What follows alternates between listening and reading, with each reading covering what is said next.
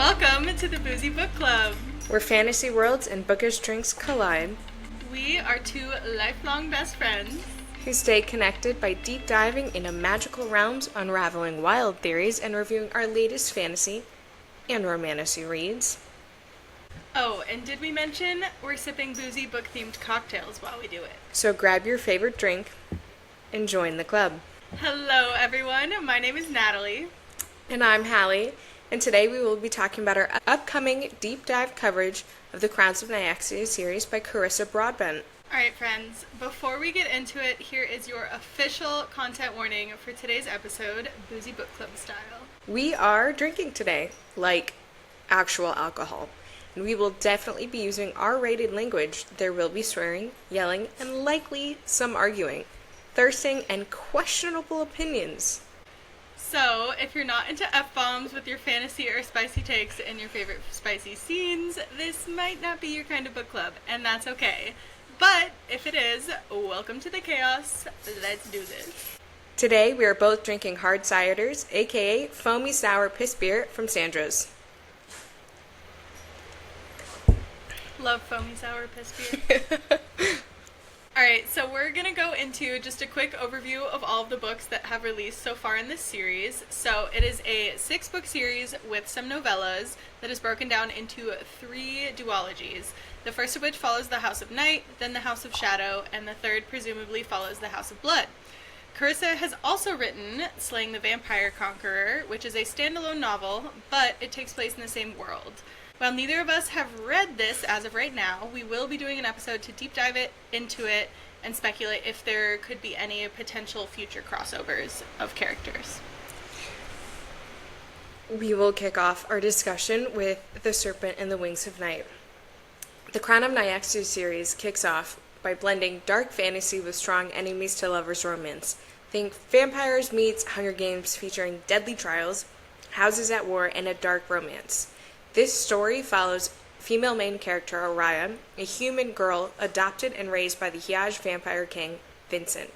In a world that treats her as simply as prey, she survives by mastering survival in a deadly court. She enters the Kajari, a legendary tournament hosted by the House of Night that includes contestants from all 3 vampire houses, with one victor to be granted gifted a wish from the goddess Nyaxia. So then comes Six Scorched Roses. This is a standalone novella set in the Crowns of Nyaxia universe. Think of it as a darkly romantic Beauty and the Beast twist with vampires in place of enchanted castles and scientific plagues instead of curses. It follows FMC Lilith, who is our favorite, brilliant but socially isolated scientist who has battled with lifelong terminal illness. Though she's learned to accept her fate, the god-cursed plague tearing through her hometown pushes her to desperate measures. She strikes a deal with Vale, a reclusive vampire, where she offers 6 roses over a 6-month period in exchange for vials of his blood, the only hope she has to save her town. The Ashes and the Star-Cursed King, the second book in the Crowns of Nyaxia series and the second book in the Nightborn duology, picks up immediately after the events of Book 1. Araya finds herself in the aftermath of the Kajari, grieving, a prisoner in her own kingdom, and struggling to trust anyone, especially Rain. This story follows both Araya and Rain's point of view. We get a glimpse into the healing of a kingdom after a change in leadership, and the obstacles and reluctant alliances that come with it. This book leans heavily into character-driven arcs, political intrigue, and emotional reckonings, while still delivering tense confrontation and intimate growth. Then we have The Songbird and the Heart of Stone. This book follows Misha, a former priestess of the Destined Dawn, who was forcibly turned into a vampire, losing her faith, her purpose, and everything she once held dear. After being branded a murderer, she is sentenced to execution until the scarred bastard prince of the House of Shadow rescues her at the last moment. The two embark on a very dangerous, very deadly, very trippy quest, as given to them in a mission from the gods. This book gives us readers a chance to get to know Misha on a deeper level and fall in love with her healing journey.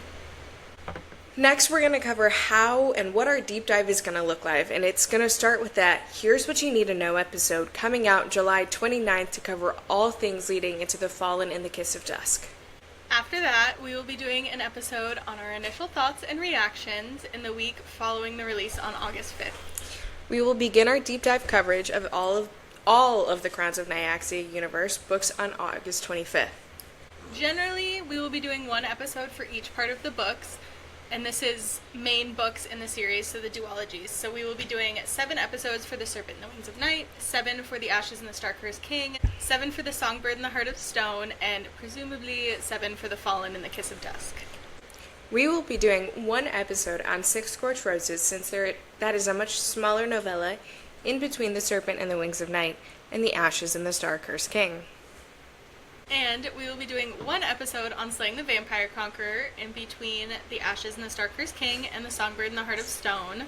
Although this is a standalone novel and does not have any character or plot crossover, it does take place in the same world. So we will be going into speculating if there could be any potential crossover in a future duology.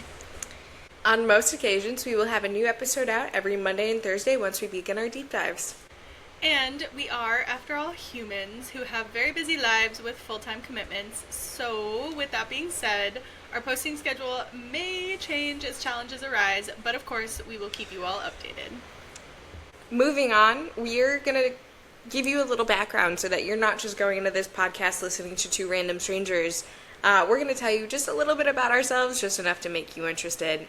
And we will start with Natalie. Natalie, that's right. I currently live in Arizona, and I am a full-time student studying behavioral health and working on top of that. I was born in Chicago area in Illinois and lived down the street from Miss Halle over here.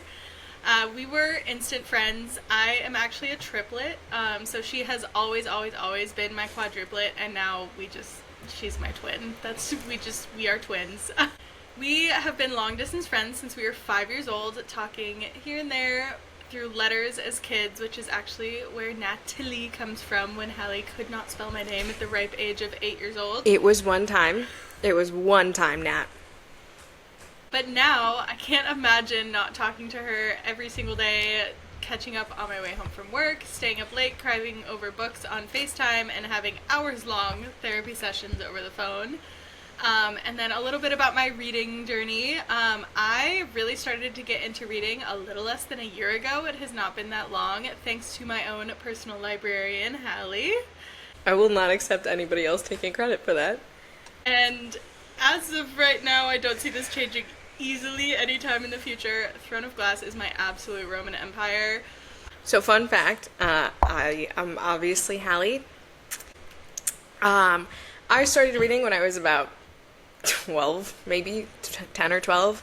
I read all of the Hunger Games before the first movie came out, and I read Twilight as the books were publishing, which I read it with my mom, actually, so kind of have a great relationship when talking about books and things like that. But I really fell in love with reading in high school, and for the longest time it was my entire personality, and I have just been reading ever since. And I've had a few years worth of reading slumps and here and there, but my personal Roman Empire probably is going to be Fourth Wing.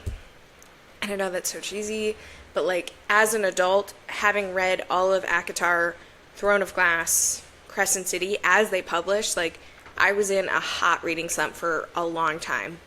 And then Fourth Wing kind of pulled me back out of it very slowly, kicking and screaming, followed by Divine Rivals.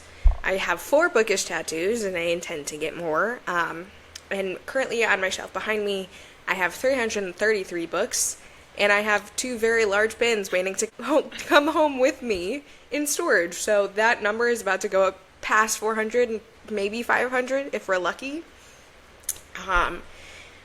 Beyond my reading, I am currently what I like to call a chaos coordinator at work, full-time. I work 40 hours a week on a good week, and on a really, really, really bad week, when I get an F in therapy, I work 60 to 70 hours a week. And I am an assistant. She's gotten quite a few Fs in therapy. My therapist likes to tell me I get an F, and then that helps me the next week when I strive to get a D or a C+. That doesn't happen very often. But I am It's been a lot better lately. It has been a lot better lately. It's been better lately. I am a assistant project manager, and my company manufactures a modular solution to chilled water for tech and data companies. If you want my technical background, I have a master's in project management and a bachelor's in communication and conflict, so you would think that I could get through most of my week with communicating, but other people don't like to communicate very well, I have found. But I have that, and then I live in Jacksonville, Florida. I moved up for my job, and most days I absolutely adore what I do. Most days. You caught me on a good day. Catch me on a bad day. Nat knows all of what happens. Yes. Oh, I'm originally from Chicago. I was born in Chicago, moved out. My nana moved out to the suburbs, which is kind of how Nat and I met. And then I was still in Chicago for a little bit, and then I was in the suburbs for most of my late elementary school, middle school era. As you guys will come to notice, Halle and I are very competitive. I was recently in Florida visiting her for her birthday last month, and she picks me up from the airport. We get in the car. We hadn't seen each other in 3 years. I get in the car. We're doing the thing where it's I'm really here. What is happening? Oh my gosh. Blah, blah, blah. And she just socks me in the fucking shoulder. I was excited. Full blown punches me. That's shaking you. That is Halle in a nutshell. Alright, now that we have gotten all of that out of the way, thank you guys so much for hanging out with us. Whether you're sipping along or just here for some spicy takes and bookish chaos, we are so glad you joined. Don't forget to check us out on TikTok and Instagram at Boozy Bookclub Pod for behind the scenes shenanigans, bonus content, and all the boozy bookish fun between episodes. If you liked today's episode, be sure to leave us a rating or review wherever you're listening or watching. It helps fellow readers find us, and we seriously appreciate the love. Next time, we're diving into everything you'll need to know for the upcoming release of The Fallen and the Kiss of Dusk. This episode will come out just 3 days from now on July 29th, so mark your calendars and pour yourself something strong. Until then, keep your book spicy and your cocktails strong. Cheers, book babes. Bye.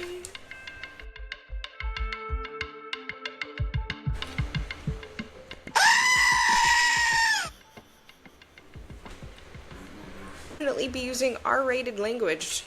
You need to redo that line Leo just ran in front again.